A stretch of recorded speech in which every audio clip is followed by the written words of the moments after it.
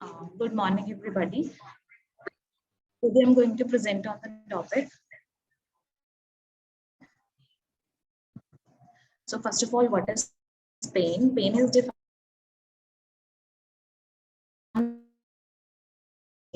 associated with.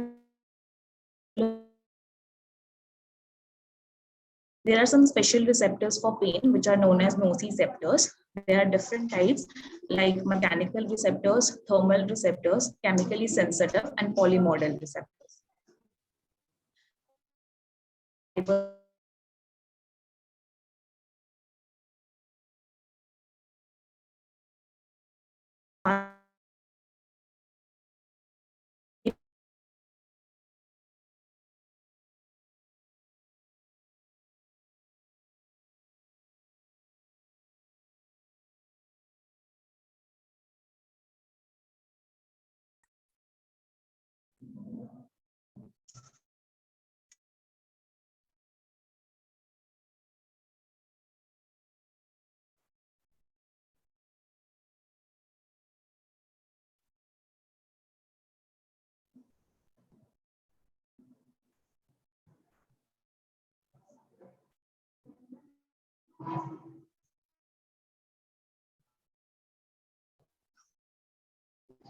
The A delta fibers are associated with the sharp, brief, pricking pain, and the C fibers are associated with the dull, burning, aching, and prolonged pain. A delta fibers are well localized in the body, and the C fibers are more diffused. The A delta fibers are elicited by the mechanical or thermal stimuli. The C fibers are elicited mainly by chemical stimuli or persisting mechanical or thermal stimuli. Talking about the spinothalamic tract, the spinothalamic tract way by which the pain transmits to the brain. So in the spinothalamic tract, whenever the noxious stimuli, whenever a person encounters a noxious stimuli, it goes to the dorsal root ganglion, which consists of pseudounipolar neurons, and then it crosses over the crossing over upper at the level of spinal cord. Then it descends all the way and goes up to the thalamus, which is the relay station. And from the thalamus, third order neuron originates in the ventroposterolateral.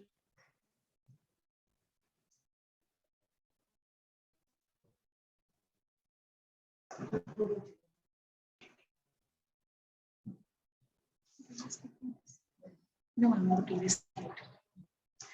So the spinothalamic tract is the pathway by which the pain transmits to the brain. Whenever a person encounters noxious stimuli, the noxious stimuli go to the nerves, take the sensation to the dorsal root ganglion. Your voice is not clear. It's not audible.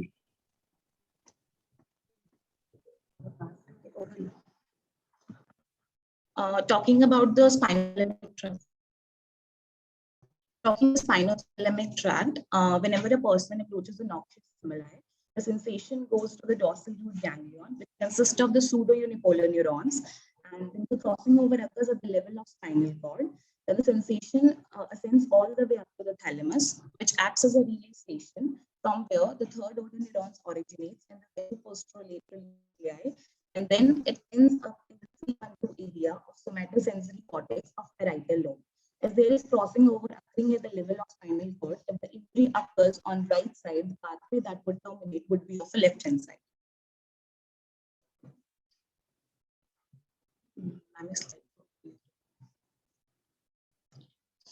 Then there is a concept of a sensory homunculus, which is based on the theory that the area of presentation of pain depends on how much sensory modalities are present there. That's why the maximum presentation is for the lips and the thumb, and the minimum presentation is for the trunk and the hips. There are two types of spinothalamic tract.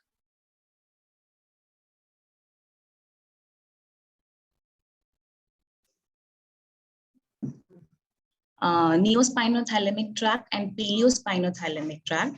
The neospinothalamic tract carries fast pain, whereas the paleospinothalamic tract carries slow pain. The neospinothalamic tract neurotransmitter is glutamate, and for the paleo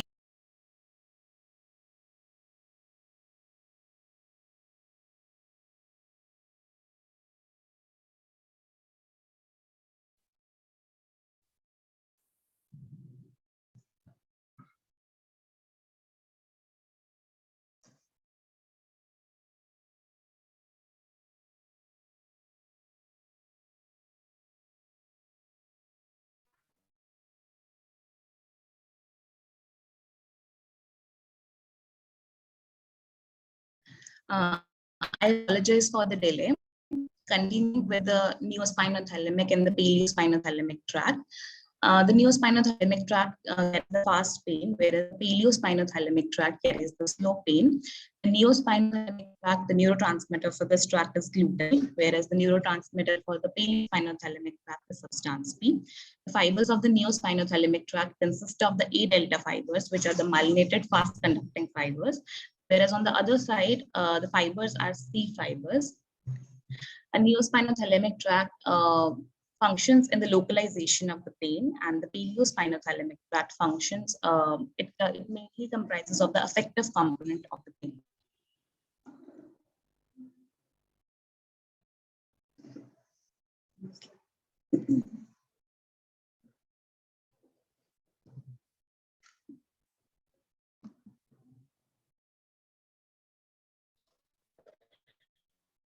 Talking about the main topic, gate control theory.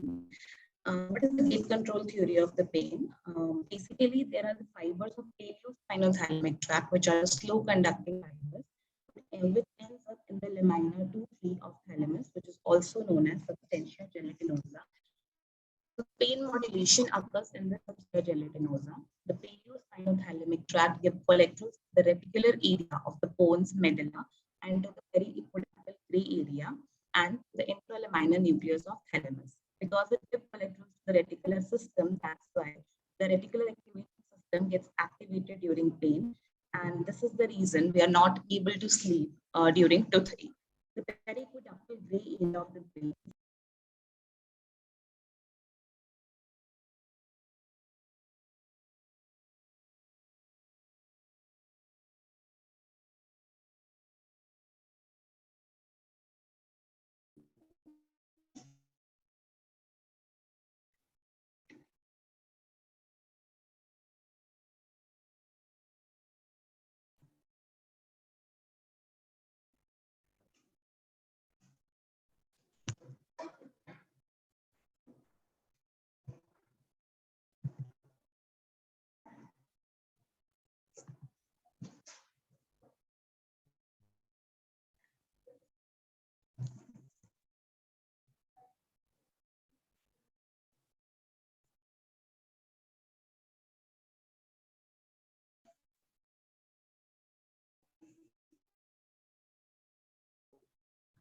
so the periapital area receives efferents from hypothalamus and the frontal cortex.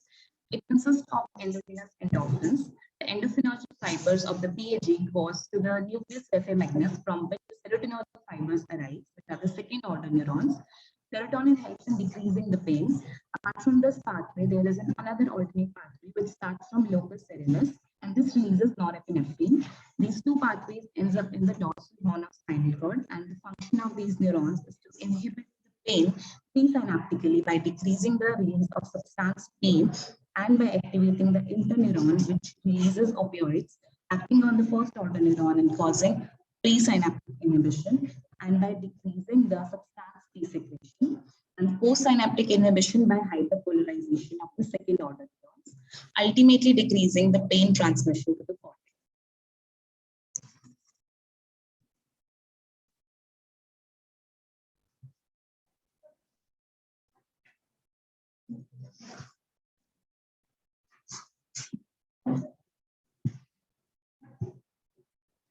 Talking about the pain suppression mainly occur at two levels. One is spinal and one is supraspinal. There is a pain inhibitory complex located in the dorsal horn of spinal cord, probably in the lamina 2 and 3, which contains endogenous opioid peptides, enkephalin and dynorphin. Whenever a painful or noxious stimulus, see the type A delta fibers get activated, and inhibitory interneuron releases opioid peptide on activation. These are opioid receptors on the terminals of the first order neuron and the second order neuron. The opioid peptides, when bind to the opioid receptors on the first order neuron, decreases the calcium influx and thus decreases the release of the glutamate and substance P, thus causing the presynaptic inhibition. And when the opioid peptide is bind to the opioid receptor on the second order neuron, it will cause potassium efflux, which causes inhibitory postsynaptic potential. So gate for the pain suppression and modulation is interneuron.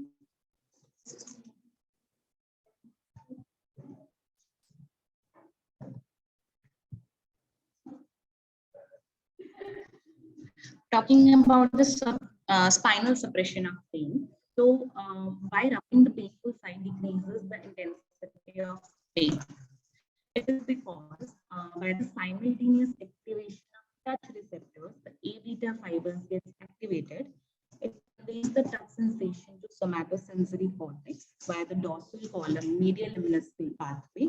On entering the spinal cord, it gives collaterals which activate the inhibitory interneuron. So they releases the endogenous opioids, for example, enkephalin, which decreases the pain sensation pre as well as post synaptically. That's why rubbing the painful side decreases the intensity of the pain. Talking about the practical aspects of the spinal support. That's why the rubbing and the massaging in the vicinity of the painful area reduces pain. And the local application of the counter irritants can also be explained by this. And acupuncture at the painful site and the transcutaneous electric nerve stimulation is also based upon spinal suppression.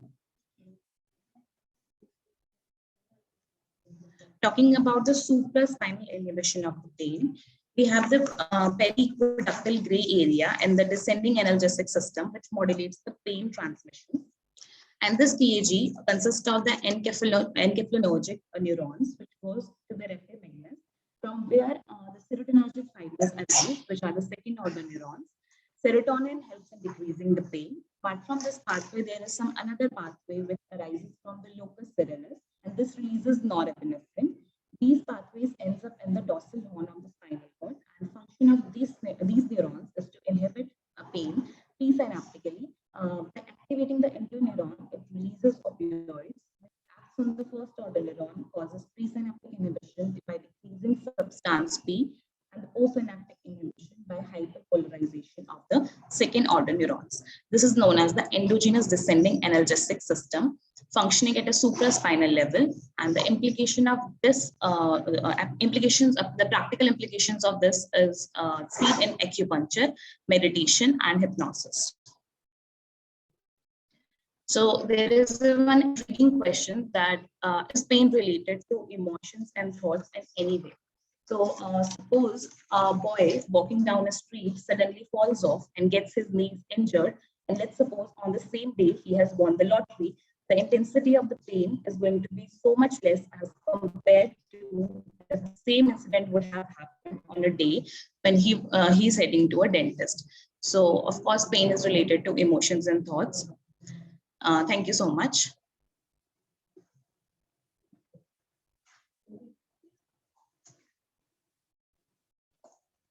I think we go ahead with the second presentation.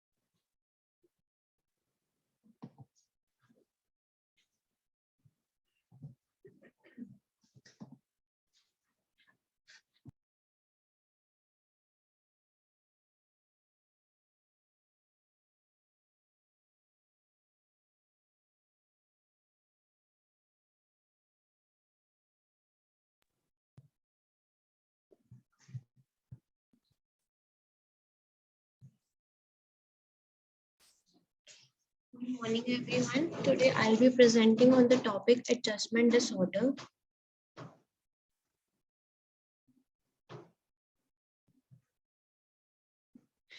Definition. According to DSM-5 criteria, adjustment disorder is the development of clinically significant emotional or behavioral symptoms in response to an identifiable psychological stressor. DSM-5 criteria, there are basically 6 criteria. Firstly, the development of emotional or behavioral symptoms in response to an identifiable stressor occurring within 3 months of onset of stressor.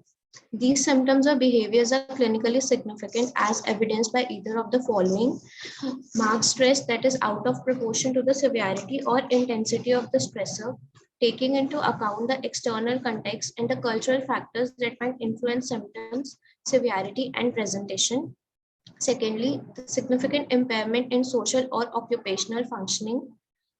Criteria C states that the stress-related disturbance does not meet the criteria for another mental disorder and is not merely an exacerbation of pre-existing mental disorder. Criteria D, the symptoms do not represent normal bereavement. And criteria E, once the stressor or its consequences has terminated, the symptoms do not persist for more than an additional 6 months. DSM-5 adjustment disorder are coded based on subtype, which is selected according to the predominant symptoms. Adjustment disorder with depressed mood, that is low mood, tearfulness, or feelings of hopelessness are predominant. Adjustment disorder with anxiety, that is nervousness, worry, jitteriness, or separation anxiety is predominant. Adjustment disorder with mixed anxiety and depressed mood, that is a combination of depression and anxiety, is predominant.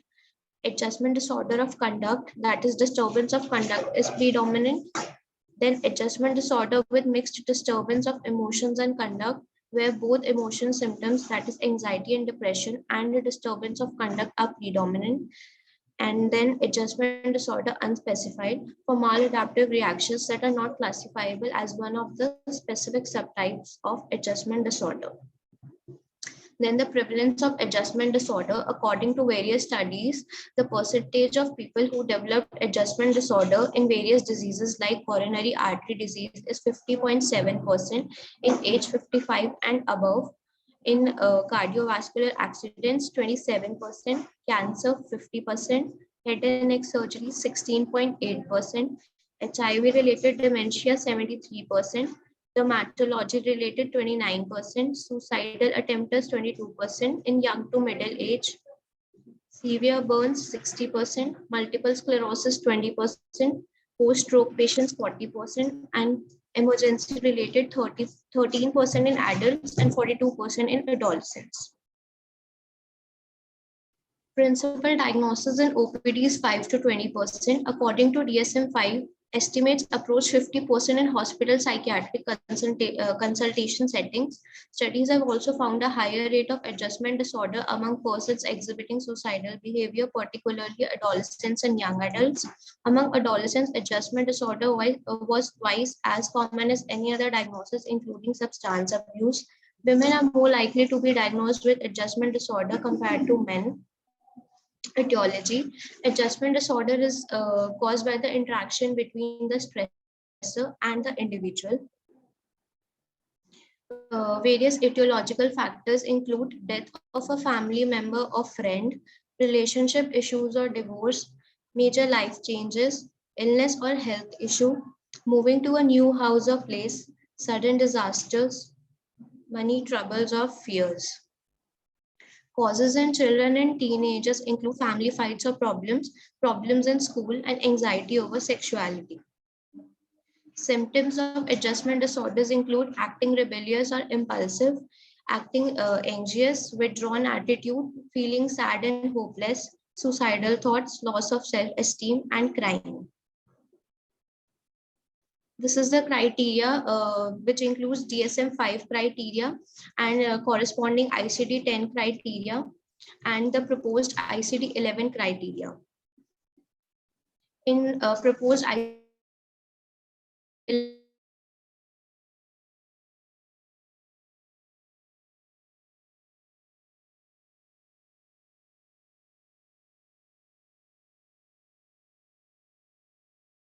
failure to adapt to the stressor, and symptoms cause significant impairment in personal, family, social, educational, occupational, or other important areas of functioning. Symptoms are not of sufficient specificity or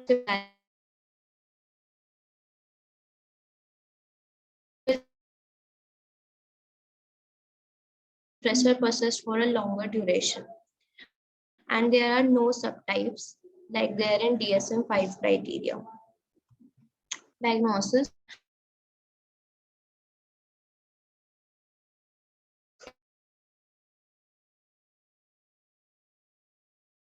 Stressor and the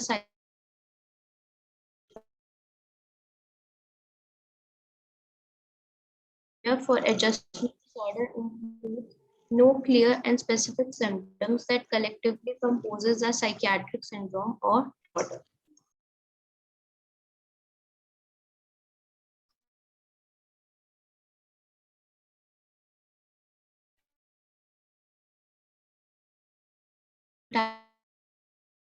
To an identity. Stress disorder is a disorder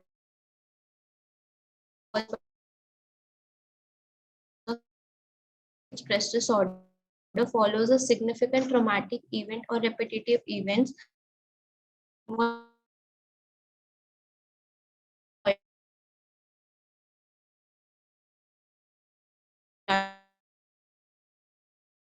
manifest within 3 months of the onset of stressor. Symptoms do not last longer than 6 months. Whereas in acute stress disorder, it manifests 0 to 28 days after the trauma occurs and lasts between 3 days and 4 weeks. Post-traumatic stress disorder symptoms should last for more than 1 month and delayed expression may occur at least 6 months after the trauma. Type of stressor in adjustment disorder is less intense, like significant changes in life situations. In acute stress disorder, usually limited to fear and anxiety, severe, recurring, intrusive, and easily triggered. In post-traumatic stress disorder, more intense, such as serious sexual violence and life-threatening situations. Symptoms of adjustment disorder are maladaptive emotion and behavior, depressed mood, and anxiety. Whereas acute stress disorder, the symptoms include depersonalization and derealization. In post-traumatic stress disorder, symptoms include intrusive memories, recurrent nightmares, dissociative reactions, avoidance of stimuli, negative changes in mood or cognition, and changes in reactivity. Treatment of adjustment disorder, mostly psychotherapy and possibly a little medication for symptoms of anxiety and depression, whereas in acute stress disorder involves both medication and psychotherapy.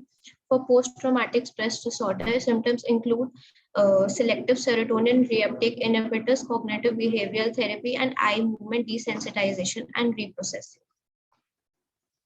Treatment for adjustment disorder includes therapy, pharmacotherapy, and combination of the two. The therapies include psychotherapy, example mirror psychotherapy or eye movement desensitization and reprocessing, then medical crisis counseling, crisis intervention, family therapy, group treatment, cognitive behavioral treatment, and interpersonal psychotherapy. Pharmacotherapy includes antidepressant therapy, which benefits from 3 months of psychotherapy or other supportive measures.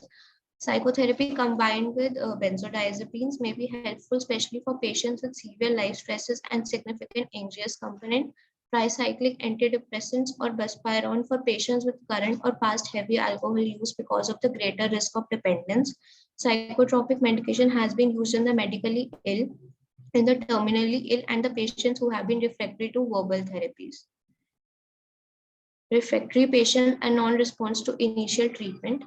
Now, who are treatment non-responders? Those patients who do not respond to counseling or the various modes of psychotherapy that have been outlined and to a trial of antidepressant or anxiolytic medication should be regarded as treatment non-responders. It is essential to reevaluate the patient to ensure that the diagnostic impression has not altered and the patient has not developed a major mental disorder. Finally, if the stressor continues and cannot be removed, additional supportive management strategies need to be employed to assist the patient in optimally adapting to the stressor that he or she is confronting. Example, experiencing the progression of HIV infection. Thank you.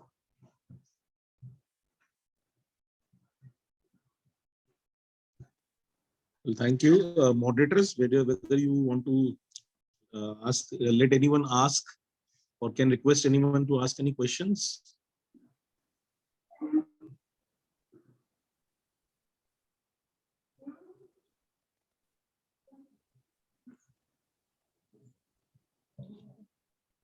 Would anybody like to ask any questions?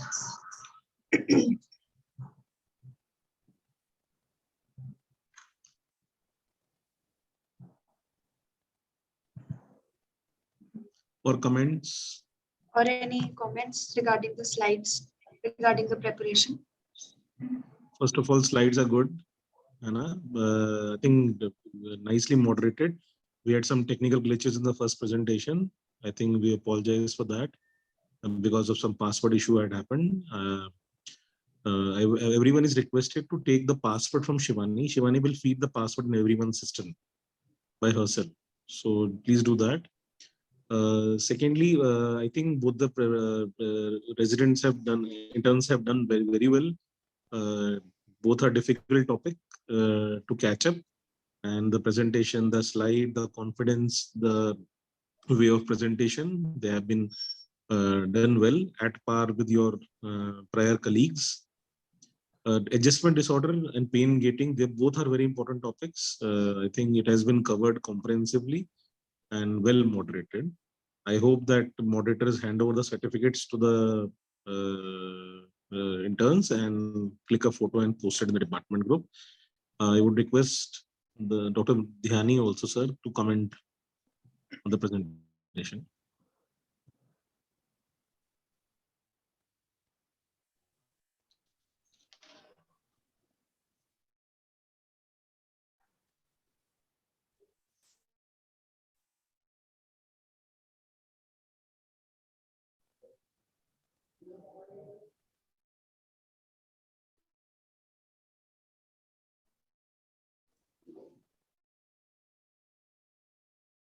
I think others can continue.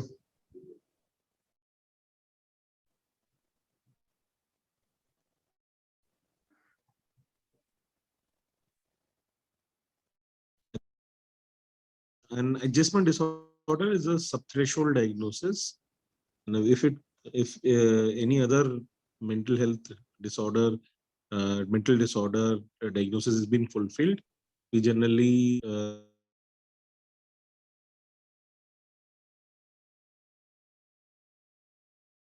very rightly. So it's a maladaptive identifiable stressor. So you have to actually know the stressor, which is an identifiable stressor. So traumatic event is different, which goes with acute stress, PTSD, but here it is an identifiable stressor.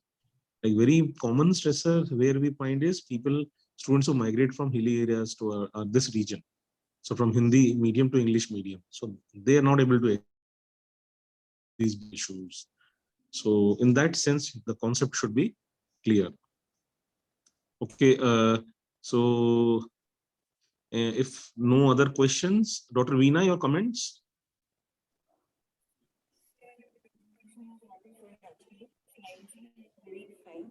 And they both were confident and the way they conceptualized it was also very nice. And nicely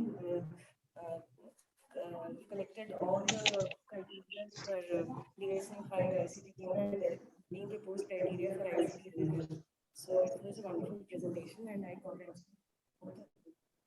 And Dr. Ishani, your comments? Some of the slides were very well made. They were very